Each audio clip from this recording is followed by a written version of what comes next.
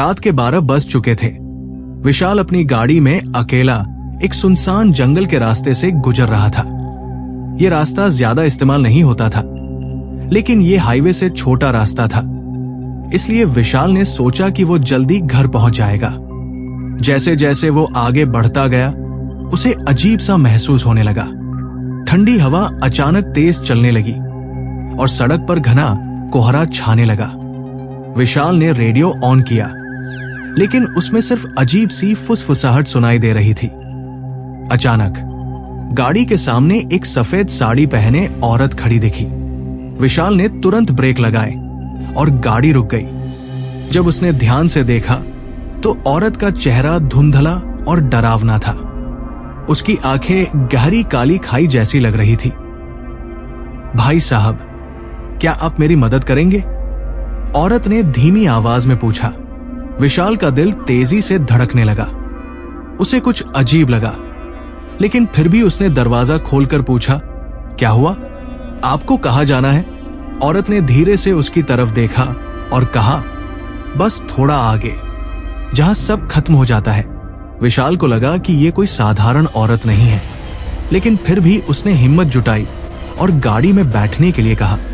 जैसे ही वो औरत गाड़ी में बैठी, ठंडी लहरें पूरे माहौल में फैल गई। विशाल के हाथ पैर सुन्न होने लगे। गाड़ी जैसे ही आगे बढ़ी, विशाल को अचानक रियर व्यू मिरर में एक परछाई दिखी। परछाई किसी आदमी की थी, लेकिन उसके हाथ असामान्य रूप से लंबे थे और उसकी आंखें लाल चमक रही थी। विशाल ने डर के मारे शीशे में ठीक से देखा, लेकिन अगली ही पल परछाई गाड़ी के अंदर आ गई।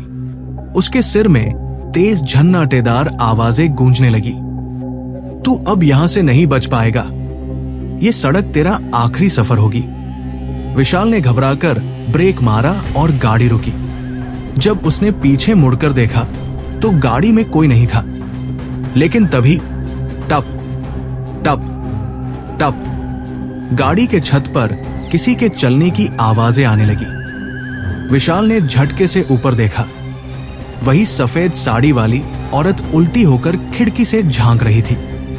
तूने मुझे रोकने की गलती कर दी। और अचानक औरत का चेहरा बुरी तरह बिगड़ने लगा। उसकी आंखों से काला धुआं निकलने लगा और उसका शरीर हवा में लटकने लगा। विशाल डर के मारे गाड़ी का गियर डालकर पूरी स्पीड में दौड़ाने लगा, लेकिन ये क्या? सड़क खत्म हो चुकी थी। गाड़ी हवा में लहराई और विशाल ने अपनी आंखें बंद कर ली। भाग 4, मौत या छलावे का खेल। सुबह जब लोगों ने सड़क के किनारे विशाल की गाड़ी देखी तो वो जली हुई अवस्था में थी, लेकिन सबसे ज्यादा डराने वाली बात यह थी कि विशाल कहीं नहीं मिला। गाड़ी की सीट पर जलते हुए निशान थे, मानो कोई वहां बैठा हो, और गाड़ी के शीशे पर खून से लिखा था, अब अगला कौन?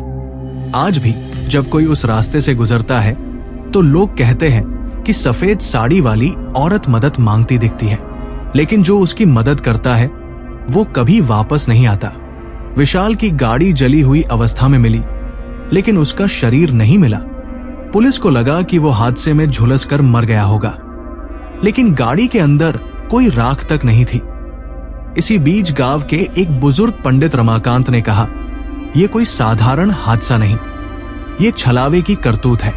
गांव वालों ने बताया कि इस सुनसान सड़क पर कई लोग गायब हो चुके हैं। वे सब वही गलती करते थे, रात के अंधेरे में किसी अनजान को गाड़ी में बैठाने की।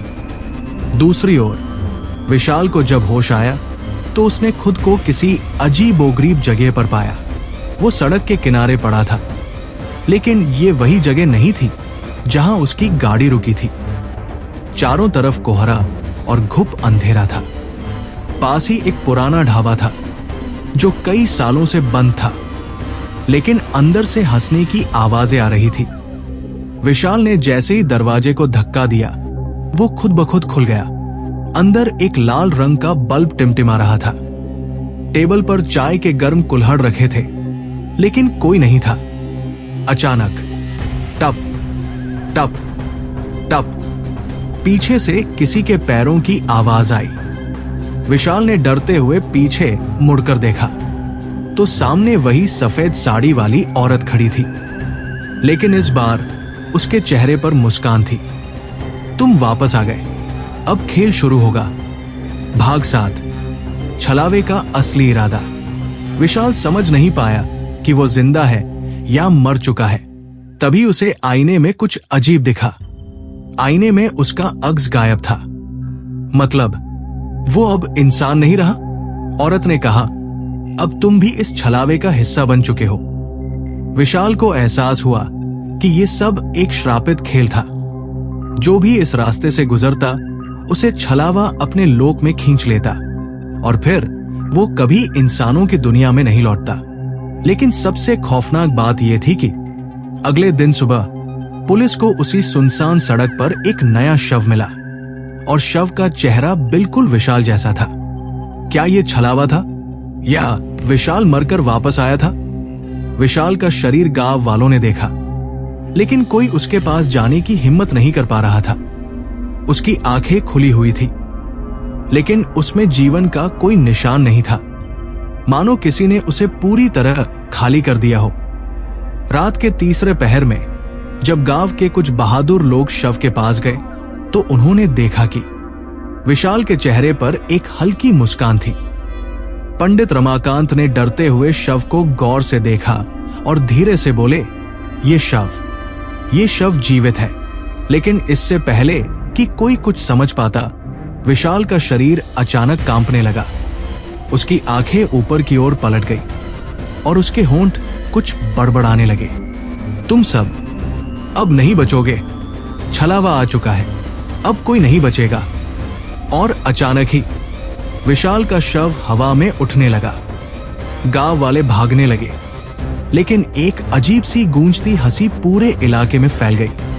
रात के गहरे अंधेरे में पंडित रमाकांत ने जल्दी से मंत्रों का जाप शुरू किया, लेकिन विशाल का शव हवा में घूमते हुए अजीब तरीके से मरोड़ खाने लगा और फिर विशाल के शरीर से कुछ बाहर निकलने लगा।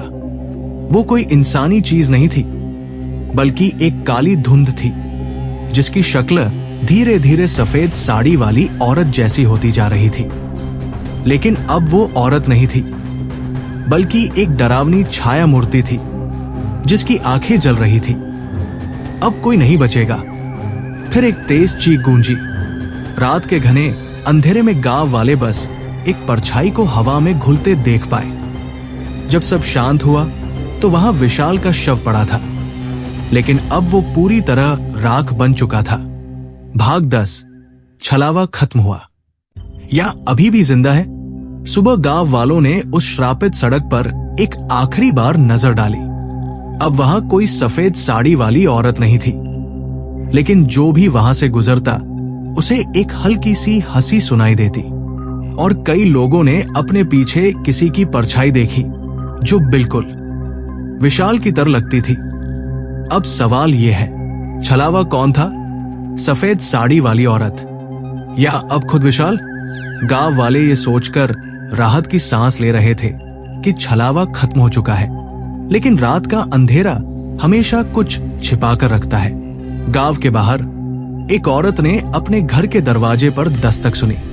रात के 1:15 बजे, जब पूरा गांव सो रहा था, सुमित्रा देवी, जो कि गांव के मंदिर की देखभाल करती थी, अचानक उठी। दरवाजे पर किसी ने धीरे धीरे खटखटाना शुरू किया। कौन है इतनी रात को? उन्होंने घबराते हुए पूछा। कोई जवाब नहीं। फिर से धीरे धीरे दस्तक हुई। उन्होंने खिड़की से बाहर झांका, कोई नहीं था। लेकिन जैसे ही उन्होंने दरवाजा खोलने के लिए हाथ बढ़ाया, दरवाजा खुद ब खुद खुल गया और वहां सफेद साड़ी में एक औरत खड़ी थी, लेकिन उसका चेहरा नहीं दिख रहा था। सुमित्रा देवी का शरीर जैसे जम गया। वे चाहकर भी हिल नहीं पा रही थी। फिर अचानक उस औरत की गर्दन अजीब तरीके से मुड़ी और वो एक कटी हुई हंसी हंसने लगी। तुम सबने सोचा कि छलावा खत्म हो गया? नहीं, ये तो सिर्फ शुरुआत थी। और अचानक सुमित्रा देवी की जोरदार चीख गूंजी। सुबह गांव वाले उनके घर पहुंचे तो दरवाजा खुला था, लेकिन अंदर कोई नहीं था। बस एक चीज पड़ी थी, सफेद साड़ी। गांव में अब सब समझ चुके थे, छलावा खत्म नहीं हुआ था, बल्कि ये एक श्राप था जो पीढ़ी दर पीढ़ी चलता रहा था। अब सवाल ये था, अगला शिकार कौन होगा? कुछ लोग कहते हैं कि जो भी इस कहानी को सुनता है उसे किसी न किसी रात एक अजीब सी दस्तक सुनाई देती है, और अगर आप भी ये पढ़ रहे हैं तो अगली बार रात के 1:15 पर दरवाजे पर दस्तक हो तो भूल कर भी मत खोलिए। गांव में सुमित्रा देवी के गायब होने के बाद हर कोई डर के साए में जी रहा था। रात 1:15 बजे गांव में कोई बाहर नहीं निकलता, दरवाजे खिड़कियां सब बंद कर दिए जाते। लेकिन क्या इससे छलावा रुका? नहीं, रात का नया खेल शुरू हुआ। 1:15 बजे अजीब घटनाएं शुरू होती हैं। गांव के लोगों ने देखा कि हर रात किसी न किसी घर का दरवाजा अपने आप खुल जाता। कोई दरवाजे के बाहर सफेद साड़ी में किसी स्त्री की परछाई देखता, कोई खिड़की से झांकता तो आधी कटी गर्दन वाली औरत दिखती, किसी के कानों में अजीब सी फुसफुसाहट सुनाई देती, मैं अब भी यहां हूं। लेकिन असली ट्विस्ट तब आया जब गांव के सबसे बुजुर्ग पंडित त्रिलोकनाथ जी ने बताया कि ये छलावा नहीं, बल्कि किसी इंसान की ही करतूत थी। ये श्राप नहीं, ये किसी की बदले की आग है। कोई इस गांव से बदला ले रहा है और छलावे का रूप धारण करके हमें डरा रहा है। गांव वालों को विश्वास नहीं हुआ, लेकिन फिर सच्चाई खुद सामने आई। रात के 1:15 बजे गांव के युवा अर्जुन ने हिम्मत करके दरवाजा खोला और हाथ में मशाल लेकर उस छाया का पीछा किया। भाग 16, जो सच में छलावा था। जब अर्जुन ने उस भूतिया औरत को पकड़ने की कोशिश की तो उसने जो देखा वह चौंकाने वाला था। सामने कोई औरत नहीं, बल्कि गांव का ही एक आदमी था, रघु काका। रघु काका ही छलावे की आड़ में गांव वालों को डरा रहे थे। उन्होंने सफेद कपड़े पहन रखे थे और नकली भूत बनने की कोशिश कर रहे थे। लेकिन क्यों? रघु काका का परिवार वर्षों पहले इस गांव से निकाल दिया गया था। वे बदला लेना चाहते थे, इसलिए उन्होंने गांव वालों को छलावे के नाम पर डराया और सुमित्रा देवी को गायब कर दिया। लेकिन सुमित्रा देवी कहाँ थी? जब गांव वाले रघु काका के घर पहुंचे तो वहां एक अंधेरा कमरा मिला जिसमें सुमित्रा देवी बेहोश पड़ी थी। रघु काका को पकड़ लिया गया। गांव को लगा कि छलावे की सच्चाई सामने आ गई, अब डर खत्म हो जाएगा। लेकिन एक आखिरी ट्विस्ट बाकी था। अर्जुन के कानों में एक धीमी फुसफुसाहट आई, तुमने इंसान को पकड़ लिया, लेकिन असली छलावा अभी भी तुम्हारे बीच है। अर्जुन ने मुड़कर देखा, सामने सफेद साड़ी पहने एक परछाई खड़ी थी। लेकिन इस बार ये कोई इंसान नहीं था। क्या छलावा वाकई में मरा था, या ये सिर्फ उसकी असली शुरुआत थी? गांव में सबको लगा कि रघु काका ही असली दोषी थे, लेकिन अर्जुन के कानों में आए आखिरी फुसफुसाहट ने उसकी रूह कंपा दी। तुमने इंसान को पकड़ा, लेकिन असली छलावा अभी भी यहीं है। अर्जुन ने धीरे धीरे मुड़कर देखा। सामने सफेद साड़ी पहने एक परछाई खड़ी थी, लेकिन अब की बार उसकी आंखों से खून टपक रहा था। गांव के सभी लोग जैसे ही अर्जुन के पास पहुंचे, उन्होंने देखा कि अर्जुन हवा में ऊपर उठने लगा। बचाओ, बचाओ, अर्जुन चिल्लाया, लेकिन कोई उसे छू भी नहीं पाया। तभी अचानक सफेद साड़ी वाली परछाई ने एक अजीब सी हंसी हंसी, एकदम डरावनी, गूंजती हुई। तुम लोगों ने सोचा कि मैं सिर्फ एक अफवाह हूं। तुमने मेरा मजाक उड़ाया, मुझे झूठ समझा। अब देखो कौन झूठा है। और अर्जुन की चीखें हवा में गूंजने लगी। गांव वालों ने देखा कि अर्जुन अचानक हवा में घुलने लगा, जैसे कोई धुआं बनकर गायब हो रहा हो। बचाओ, मुझे मत छोड़ो। लेकिन कुछ ही सेकंड में अर्जुन का शरीर गायब हो चुका था। गांव के लोग सदमे में खड़े रह गए। अर्जुन को छलावा उठा ले गया था। अब गांव में सन्नाटा था। हर किसी की आंखों में सिर्फ एक ही सवाल था, क्या अर्जुन वापस आएगा? और फिर रात के 1:15 बजे अर्जुन की ही आवाज पूरे गांव में गूंज उठी। अब मैं भी छलावा बन चुका हूं।